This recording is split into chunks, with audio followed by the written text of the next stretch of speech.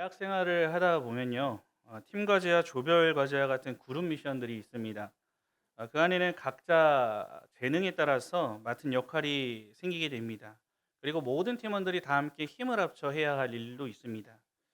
어떤 사람은 PPT를 제작하고 디자인하는 일에 능한 사람이 있고, 또 어떤 사람은 앞에 나서서 발표하는 것을 또 잘하는 사람이 있습니다. 누군가는 작성된 글을 잘 정리하는 능력을 가지고 있습니다. 각자 가지고 있는 재능을 시작하는 그 시기에 모여 있을 때 서로 나누고 분배하고, 그리고 그 책임을 모두가 각각 잘 하게 될 때 그 결과물은 좋은 결과가 나오게 되는 것입니다. 그런데 아무리 좋은 재능을 가진 사람들이 모여 있다고 해도 이 전체를 조율할 조장이나 팀장이 부재하거나, 또한 협력이 안 될 때는 누군가 더 희생해야 하는 사람이 존재하게 되고, 그 결과도 항상 좋지 않음을 보게 됩니다. 결국 조별 과제에서 가장 좋은 결과는 각자의 재능에 따라서 팀으로 하나가 되어서 서로 유기적으로 연합하면서 함께 해 나갈 때 좋은 결과가 주어지게 됨을 항상 느꼈던 것 같습니다. 그런데 이것은 주님의 몸된 교회를 세워가는 방식과도 많이 닮아 있습니다.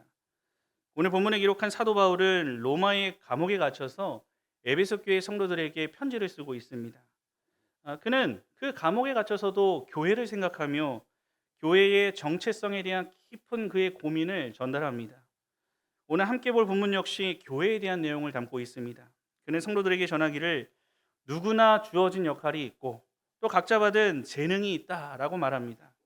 그 재능을 가지고 같은 지향점을 가지고 함께 도울 때 교회는 온전히 세워지게 된다라고 기록하고 있습니다.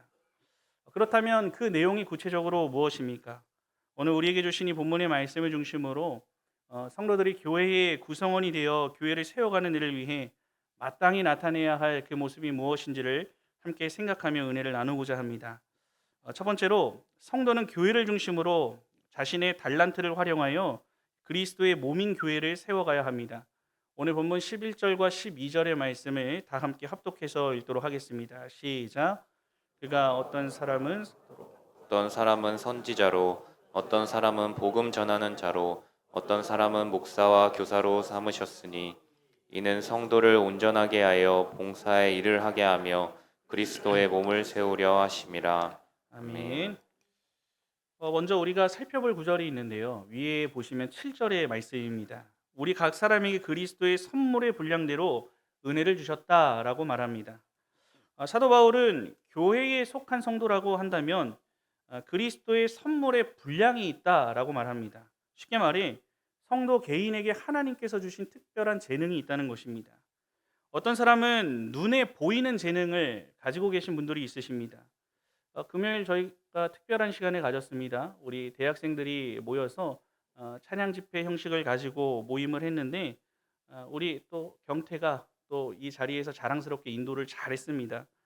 그리고 그 모임 가운데 마지막에 자신이 작곡한 곡을 소개하고 그 곡을 가지고 함께 찬양했습니다. 개인적으로는 곡이 너무 좋았습니다. 또 여러 악기들 우리 경태 잘 다룰 줄 아는 거 아시죠? 예.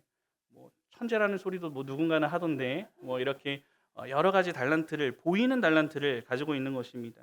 누구의 눈에 보아도 보이는 이런 음악적인 재능을 가지고 교회를 섬기는 모습을 보게 됩니다. 어떤 분은 잘 드러나지 않지만 이 귀한 달란트를 가지신 분들이 있습니다. 예를 들어서 긍정적인 마음입니다. 이러한 것들은 보이지가 않죠. 그런데 어떤 교회 안에서의 부정적인 말들이 오가게 될 때 그 사람은 그 안에서 항상 긍정적인 면을 보고 그 부정적인 말에 반하는 긍정의 말을 내뱉습니다. 선한 영향력을 그 공동체 안에서 나타내는 사람들입니다. 또 남의 말을 잘 경청하는 사람들도 있습니다. 예배를 사모하는 것도 그 사람이 받은 특별한 은사라고 할 수 있습니다. 어떤 사람은 사랑이 충만한 사람들도 있습니다.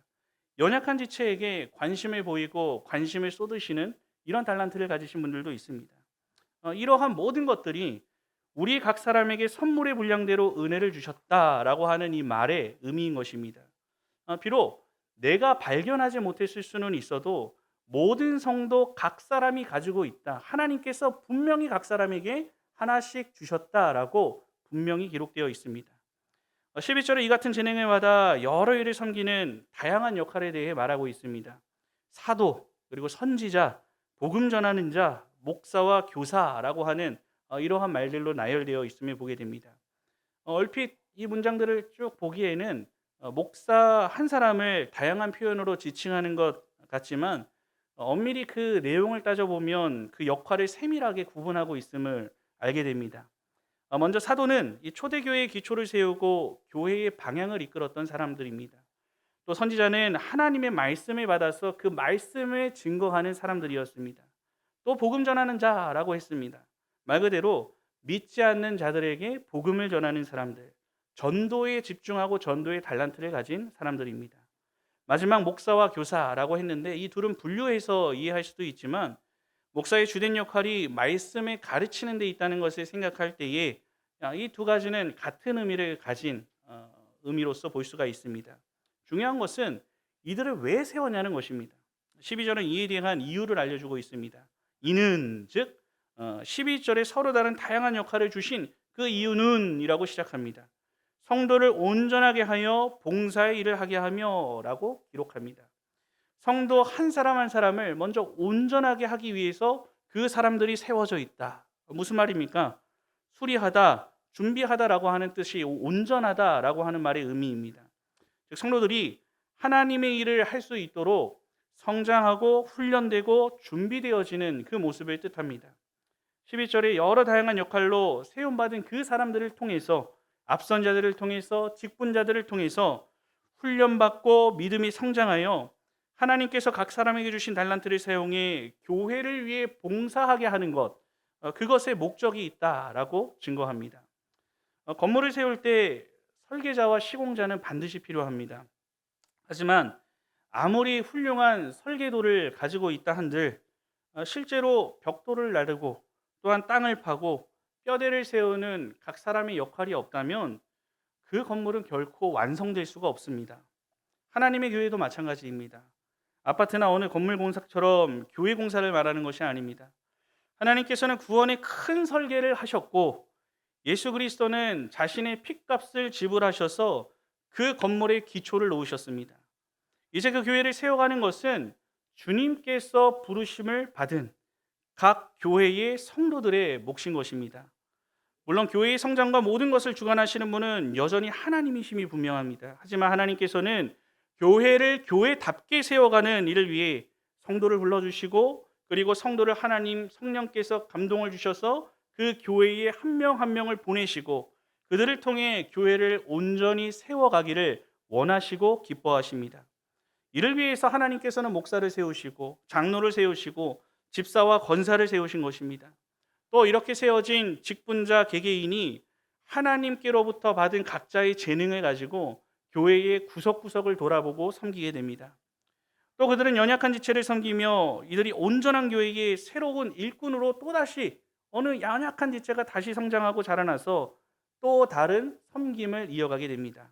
아름다운 교회의 모습인 것입니다. 만약 저 혼자 하는 일이라고 생각한다면 어떻습니까? 제가 하지 못하는 것들이 너무나도 많습니다. 일단은 우리 점심시간에 밥을 먹을 수가 없습니다.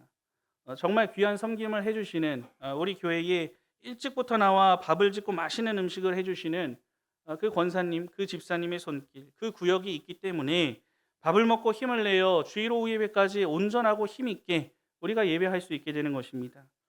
또 구역장이 되어 말씀을 나누는 일과 구역원을 돌아보는 일에 작은 목자가 되어서 섬기는 그 모습이 있습니다. 이 밖에도 여러 모습들이 있습니다. 언급하지 않았더라도 여러분들이 잘 알고 계시는 그러한 모습들입니다. 그리고 연약한 신앙을 가진 자들이 점점 성장합니다. 그리고 교회 중심으로 들어오게 됩니다. 또 그들이 가지고 있던 재능으로 구역장의 자리를 또 다른 사람이 맡고 이어가게 됩니다. 그리고 여러 일들을 함께 감당하며 교회가 세워져 나가는 것, 이것이 우리 주님께서 우리 성도 모두에게 원하시는 모습임을 기억해야 합니다. 그렇기 때문에 결국 모든 성도들은 한 사람도 빠짐없이 교회의 수동적인 관람자가 되어서는 안 됩니다. 그 교회 사역에 참여자가 되어야 한다는 사실을 잊지 말아야 합니다. 물론 신앙생활의 처음에 있어서는 모두가 관람자부터 시작할 수밖에 없습니다. 하지만 그 자리에 계속 머물러 있으려고 하는 모습은 예수님이 결코 원하지 않는 모습임을 알아야 합니다. 교회의 일원이 되어 예수님을 믿음으로 고백한 그 성도라고 한다면은 그분이 원하시는 모습을 나타낼 수 있어야 합니다. 어떤 모습입니까?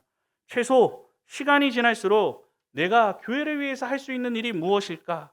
내가 가진 작은 분량의 재능이라도 이 교회를 위해 어떻게 쓰임받을 수 있을지를 고민하며 살아가는 것이, 또 그것을 가지고 행동하는 것이 우리 주님이 모든 성도 한 사람 한 사람에게 요구하시고 말씀하고 계신 사실이라는 것을 기억하셔야 하는 것입니다. 이렇게 하나님께서는 온 성도를 통해서 교회가 자라고 성장함으로써 그리스도의 몸을 세워가기를 원하십니다. 이 말씀을 여러분 10년 가운데 깊이 새기심으로써 하나님의 주권으로 친히 보내어 주신 이 남부경향교회를 중심으로 여러분 각자의 은사에 따라 함께 세워감에 부족함이 없기를 우리 주님의 이름으로 간절히 축원합니다. 둘째로, 성도는 교회를 중심으로 예수님을 닮아가는 일에 서로 도우며 함께 할 수 있어야 합니다. 오늘 본문 13절에서 16절까지의 말씀을 함께 합독해서 읽겠습니다. 시작. 우리가 다 하나님의 아들을 믿는 것과 아는 일에 하나가 되어 온전한 사람을 이루어 그리스도의 장성한 분량이 충만한 데까지 이르리니, 이는 우리가 이제부터 어린아이가 되지 아니하여 사람의 속임수와 간사한 유혹에 빠져 온갖 교훈의 풍조에 밀려 요동하지 않게 하려 함이라. 오직 사랑 안에서 참된 것을 하여 범사에 그에게까지 자랄지라. 그는 어린이 곧 그리스도라. 그에게서 온몸이 각 마디를 통하여 도움을 받음으로 연결되고 결합되어 각 지체의 분량대로 역사하여 그 몸을 자라게 하며 사랑 안에서 스스로 세우느니라. 아멘. 아멘. 본문은 그리스도의 몸을 이루고 있는 우리 각 성도가 이 교회를 중심으로 성장하는 일과 관련된 내용을 다루고 있습니다. 이와 관련해서 먼저 기록되어 있기를 예수님을 믿는 것과 아는 일에 하나가 되어라고 했습니다. 믿는 것과 아는 것에 하나가 된다. 바른 믿음은 바른 지식에서 출발합니다. 교회 공동체는 예수님에 대한 바른 지식을 배워서 바른 믿음을 가지고 하나님과 함께 하나의 방향과 그리고 목적을 공유해야 했습니다. 이를 통해 성도는 하나님 앞에서 온전한 사람으로 세워져 나가게 됩니다. 이 온전한 사람이다, 완전하다, 완전히 자라다, 그리고 성숙하다라고 하는 의미가 있습니다. 어린아이와 같은 신앙이 아니라 영적인 성장, 성숙한 신앙을 이뤄가야 함을 말씀하십니다. 우리가 알다시피 교회 내의 모든 성도의 신앙의 분량은 저마다 다 다릅니다.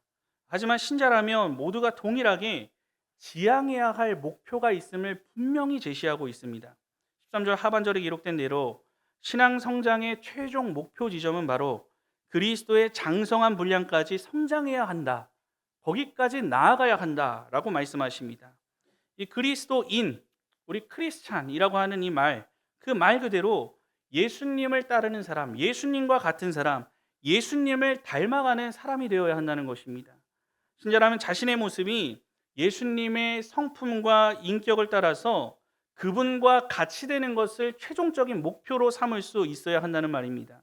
결코 어린아이와 같은 미성숙한 신앙에 머물러 있어서는 안 되고 안 된다고 말씀하시는 것입니다. 왜 그렇습니까? 14절에서는 그거에 대한 이유를 제시해 주시는데, 사람이 속임수와 간사한 유혹에 빠져 온갖 교훈의 풍조를 따라 살아갈 수 있기 때문이다 라고 한 가지를 말씀해 주십니다.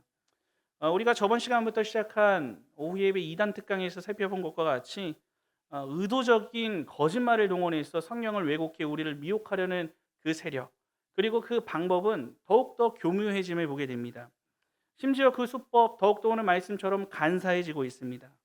또 세상의 풍조는 어떻습니까? 점점 하나님의 말씀과 배치되는 일들이 버젓이 벌어지고 심지어 그것이 일반 상식처럼 보편화되어지는 경향을 보게 됩니다. 이런 시대에 신앙이 성장하지 못한 채 어린아이 수준에 계속해서 머물러 있다면 어떻게 되겠습니까? 아이는 분별력이 부족합니다. 또 감정에 쉽게 흔들려 버립니다. 또 주변의 영향에 민감하게 반응하는 것이 어린아이입니다. 영적으로 동일한 일을 마주할 때 이겨낼 힘이 없음을 알 수 있습니다. 그렇기 때문에 다시 한번 이어지는 구절에 말씀하십니다. 15절에서 그에게까지 자랄지라 성장해야 한다. 그는 머리니 곧 예수 그리스도라. 신앙 성장의 기준 예수 그리스도를 닮는 것에 있다라고 힘주어 선포합니다. 그런데 오늘 말씀을 살펴보다가 제 눈에 들어온 구절이 있습니다. 개인의 신앙 성장을 위해 예수님을 닮아가기 힘쓰는 모습에서 한 단계 더 나아가길 원하시는 이 하나님의 마음을 볼 수 있습니다. 무엇입니까? 하나님께서는 교회 공동체 모두가 서로 함께 힘을 합쳐서 성장해 나가길 원한다는 사실입니다. 10절을 보시기 바랍니다. 그리스도의 장성한 분량이 충만한 데까지 이르러야 한다. 알겠습니다. 그런데 그 처음 시작을 뭐라고 하고 있습니까? 우리가 라고 하고 있습니다. 또 14절에 어린아이 같이 되어 있어서는 안 되고 그리스도의 모습까지 자라야 한다. 그런데 이 14절의 처음 시작도 무엇으로 시작됩니까? 우리가 함께 그래야 한다라고 말합니다. 내 신앙 성장하는 일만 몰두하면서 주변에 나보다 연약한 지체는 나 몰라라 해서는 결코 안 된다는 것을 말씀해 주십니다. 마지막으로 16절을 보시기 바랍니다. 온 몸이, 즉 성도 모두는 각 마디를 통해 도움을 받음으로 연결되고 결합되어 라고 했습니다. 이 예수님을 몸으로 삼고 각 지체로서 서로 관절처럼 연결되어 있다는 말씀입니다.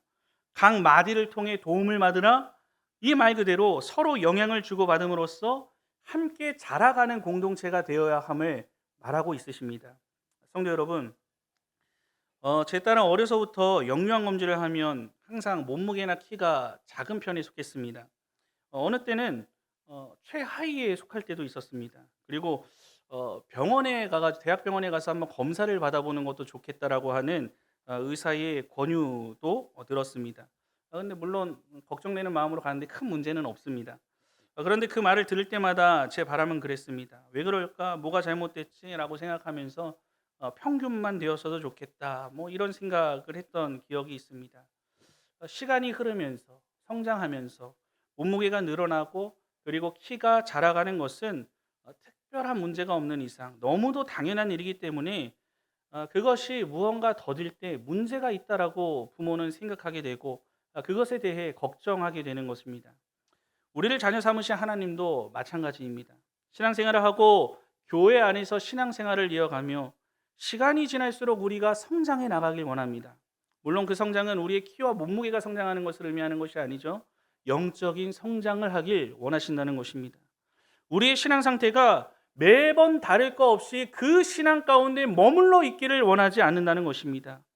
이런 하나님의 바람에도 불구하고 교회를 다닌 지 수십 년 지나도 성장하지 않은 채 그 신앙이 유지되어지는 경우를 우리는 어렵지 않게 발견할 수 있습니다. 말씀에 대한 신앙의 지식이 자라지 않습니다. 교회를 중심으로 신앙생활하는 내 모습에 나아짐이 없습니다. 혹은 뒤로 퇴보하기까지 합니다.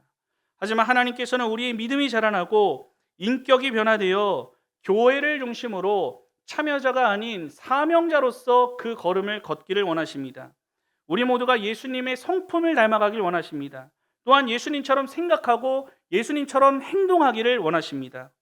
이전에는 조그마한 문제에도 낙심하고 이런 일이 왜 나에게 있습니까? 하나님이 있기는 한 겁니까? 라고 원망하고 불평하고 의심하는 수준에 머물렀지만 믿음이 자라 말씀을 통해 하나님의 성품을 깨닫게 되고 하나님의 일하심이 어떤지를 굳게 신뢰하면서 그 주님을 붙들고 기도하는 모습으로 성장하며 나아가는 모습을 우리 예수님께서는 원하신다는 것입니다. 또 이전에는 세상적 가치관에 쉽게 휩쓸려서 그것이 맞다라고 정하고 그것을 따라서 살아갔지만 시간이 지나 하나님의 말씀을 내 삶의 기준으로 삼고 내 삶의 정확무호한 하나님의 법칙으로 삼고 살아가는 신앙의 성장을 이루기를 하나님께서는 원하신다는 것입니다. 이 땅을 살아가는 이유가 내 가족과 내 명예와 편안한 삶들을 위한 여러 가지 인본주의적인 것들에만 매여 있었다면 이제는 내가 이 땅에 지어진 목적을 분명히 깨닫고 하나님의 영광을 위해 살겠습니다. 예수님을 목적하며 내 모든 것을 주님 앞에 수단으로 드리겠습니다. 라고 고백하며 사는 성장의 모습을 우리 하나님께서는 원하신다는 것입니다. 또한 내 뜻만을 위해서 하나님께 구하고 달라라고 떼쓰며 살아갔던 내가 나의 뜻대로 마시옵고 아버지의 뜻대로 되길 원합니다. 라고 고백하는 그 자리까지 예수님을 닮은 모습이 되기를 원하신다는 것을 기억해야 합니다. 이 밖에도 모든 면에 있어서 초신자 때보다 수십 년 신앙생활을 한 오늘이 작년보다 올해가 어제보다 오늘이 예수님을 더 알게 되고 그분을 닮게 되는 것, 이것이 하나님께서 우리를 향해 바라시는 신앙의 장성한 분량이 충만한 신자의 모습이 됩니다. 무엇보다 이렇게 신앙 성장을 위한 일은 마라톤과 같이 혼자 부지런히 열심히 페이스를 유지하면서 달려가야 하는 일이 아니라 공동체가 하나 되어 함께 성장하는 단체 경기와 같습니다. 교회 구성원 전체가 하나의 사람처럼 하나의 팀으로서 예수님을 닮은 공동체로 성장하기 위해 서로를 위해서 기도해주고 서로가 끌어주고 또한 서로를 위로하고 서로를 격려하면서 함께 자라가는 일을 너무나도 마땅히 여길 수 있어야 합니다. 한국교회에 문제가 있다면 이 부분이 잘 이루어지지 않는다는 점이 있는 것 같습니다. 서로를 너무나도 쉽게 질투합니다. 그리고 수준이 맞는 사람끼리 어울리려고 합니다. 자신의 기준에 못 미칠 때 쉽게 정죄의 칼날을 들이댑니다. 상처를 주고 교회를 떠나게 합니다. 하지만 교회는 절대로 그래서는 안 됩니다. 예수님을 닮은 성숙한 신앙인이라고 한다면은 예수님이 나타내신 연약한 자를 찾아가는 그 모습, 그리고 그들을 포용하는 모습, 그리고 예수님께서 나타내신 아가페의 사랑의 모습을 우리 또한 마땅히 나타낼 수 있어야 하는 것입니다. 자기보다 남을 낮게 여기고 예수님의 모습이죠. 빌립보서에 기록되어 있습니다. 연약한 자들과 함께 성장할 수 있어야 합니다. 나를 낮추고 그 자를 낮다고 높여주는 모습이 내 안에 항상 남겨져 있어야 하는 것입니다. 이것이 바로 예수님이 원하시는 교회의 모습이 됨을 잊지 마시기 바랍니다. 우리 주님 오시는 그날까지 여러분들 각자를 성령 하나님의 인도하심으로 친히 보내주신 이 남부교환교회를 중심으로 예수님을 닮아가는 일에 더욱더 힘쓰심으로써 모두가 함께 그리스도의 장성한 분량에 충만한 데까지 이르게 되는 놀라운 은혜를 모두가 함께 누림에 부족함이 없는 성도들이 되시기를 주님의 이름으로 간절히 축원합니다. 사랑하는 남부교환교회 성도 여러분, 하나님께서는 성도 한 사람 한 사람을 교회의 지체로 불렀습니다. 내가 선택해서 내가 온 것 같고 오랜 시간 신앙생활을 쉬고 있다가 어떤 계기를 통해서 내가 온 것 같지만 한 사람 한 사람은 다 성령 하나님께서 여러분들의 마음을 동하시어 이 자리에 앉게 하셨다는 사실을 우리는 신뢰할 수 있어야 합니다. 그런데 그 부르심의 목적이 있습니다. 단지 교회를 다니면서 예배 출석자로 머무는 것이 아니라 내게 주신 재능을 따라 주님께서 피 흘려 세우신 교회를 세워가는 그 일에 참여하라.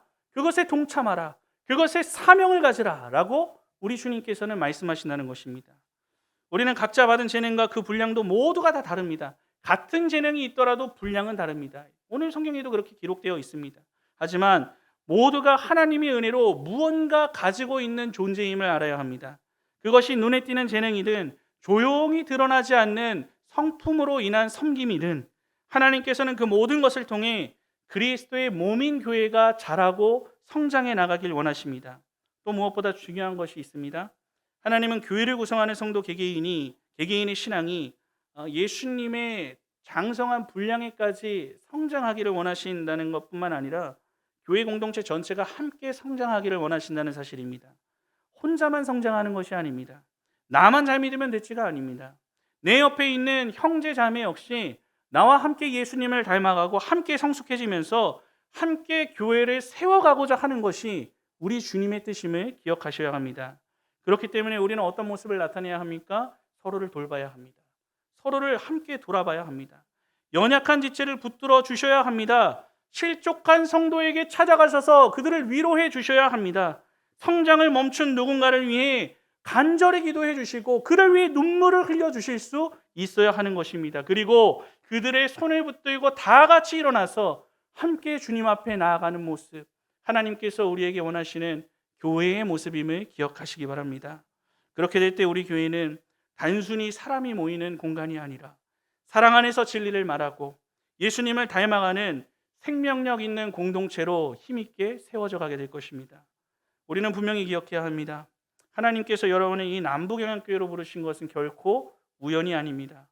이 교회를 함께 세우기 위해, 그리고 이 교회 안에서 함께 성장하고 함께 자라며 예수님을 닮은 성도로 살아가게 하기 위한 목적이 있으십니다. 이러한 주님의 마음을 오늘 말씀에 비추어서 나에게 적용하시면서 이제 주님이 원하시는 여러분들의 자리로 찾아가시기 바랍니다. 넘어져 있으셨습니까? 낙심해 계셨습니까? 회복의 은혜를 허락하셨을 때 성장하는 모습을 나타내시기 바랍니다. 또 여러분이 가지고 있는 재능을 교회를 위해서 사용하시기 바랍니다. 이 모습이 교회 안에서 충만히 일어나게 될 때에 세상의 흔한 교회 중 하나가 아니라 예수님의 향기를 품은 건강한 몸으로서의 교회, 세상을 변화시키는 교회가 됨을 확신하고 나아가시기 바랍니다. 우리 주님 다시 오시는 그날까지 우리 모두가 힘을 다해 함께 교회를 세워가며 함께 예수님을 닮아가는 남부교회의 모든 성도들이 되시기를 우리 주님의 이름으로 간절히 축원합니다.